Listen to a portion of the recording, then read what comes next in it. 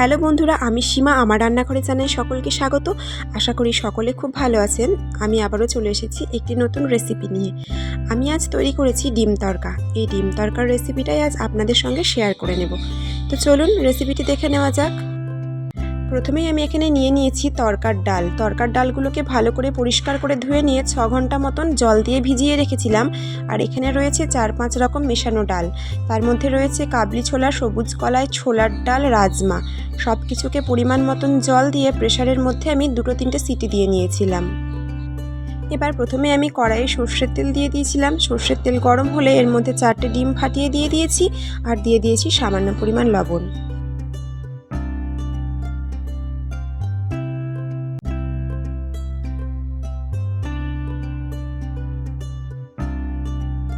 ডিমগুলো একটু ঝুরঝুরে করে ভালো মতন ভেজে নেব। ডিমগুলো ভাজা হয়ে গেছে, এবার ডিমগুলোকে আমি তুলে নেব।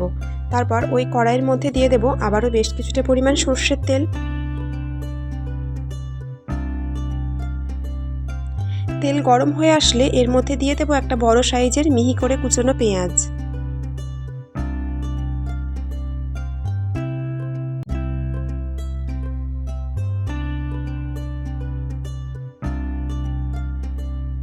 পেঁয়াজটাকে কিছুক্ষণ ভেজে নেব। তারপর এর মধ্যে দিয়ে দেব 1 চামচ কুচনো রসুন।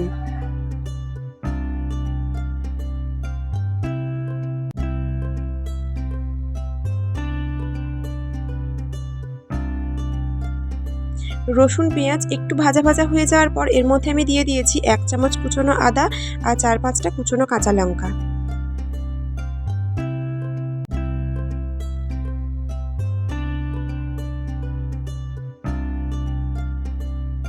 সব কিছুকে ভালো মতন কিছুক্ষণের জন্য ভেজে নেব। তারপর এর মধ্যে দিয়ে দেব একটা বড় সাইজের কুচনো টমেটো।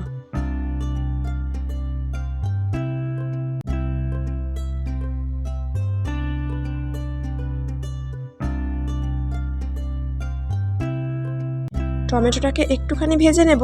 তারপর এর মধ্যে আমি একে একে গুঁড়ো মশলাগুলো দিয়ে দেব।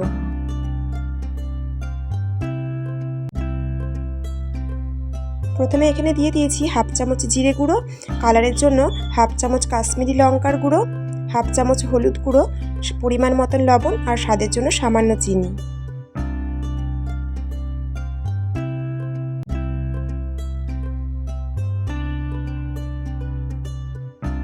সব কিছু দেওয়ার পর এবার মশলাটাকে ভালো করে কিছুক্ষণের জন্য কষিয়ে নেব।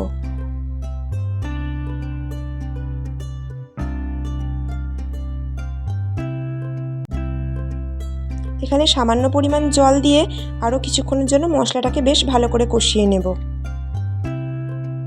যতক্ষণ না পর্যন্ত মশলা থেকে তেল ছেড়ে আসছে ততক্ষণ কিন্তু মশলাটাকে ভালো করে কষিয়ে নেব। মশলা থেকে তেল ছেড়ে আসলে এর মধ্যে দিয়ে দেব আগে থেকে ঝুরঝুরে করে ভেজে রাখা ডিমগুলো। ডিম দেওয়ার পর আবারও কিছুক্ষণ ডিম আর মশলা সব কিছু একসঙ্গে ভালো করে কষিয়ে নেব। তারপর এর মধ্যে আমি দিয়ে দেব আগে থেকে সেদ্ধ করে রাখা তড়কার ডাল।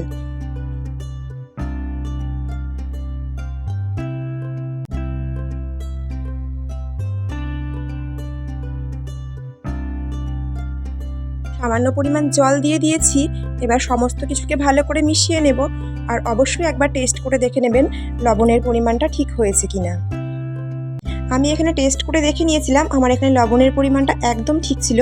এবার সব কিছুকে ভালো করে মিশিয়ে নেওয়ার পর ঢাকা দিয়ে মিডিয়াম আঁচে 5 মিনিটের জন্য রেখে দেব। 5 মিনিট পর ঢাকা খুলে নিয়েছি, তরকাটা প্রায় হয়ে এসেছে।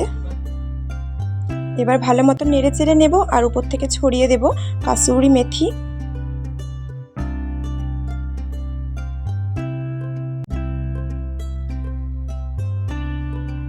আর দিয়ে দেবো 1 চামচ বাটার।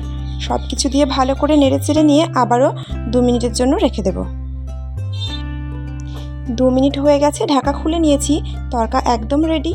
এবার গ্যাস অফ করে নাড়াচাড়া করে নামিয়ে নেব। পরিবেশনের জন্য একটা বাটির মধ্যে সাজিয়ে নেব। আর অবশ্যই এই পদ্ধতিতে বাড়িতে একবার হলেও তরকাটা বানিয়ে দেখবেন। রুটির সাথে কিন্তু খেতে অসাধারণ লাগে।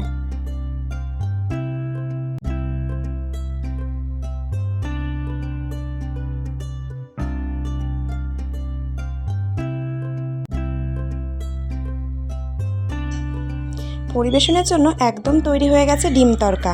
আর আমার এই ডিম তরকার রেসিপিটি যদি আপনাদের ভালো লেগে থাকে অবশ্যই একটা লাইক আর আমার চ্যানেলটিকে সাবস্ক্রাইব করতে একদম ভুলবেন না।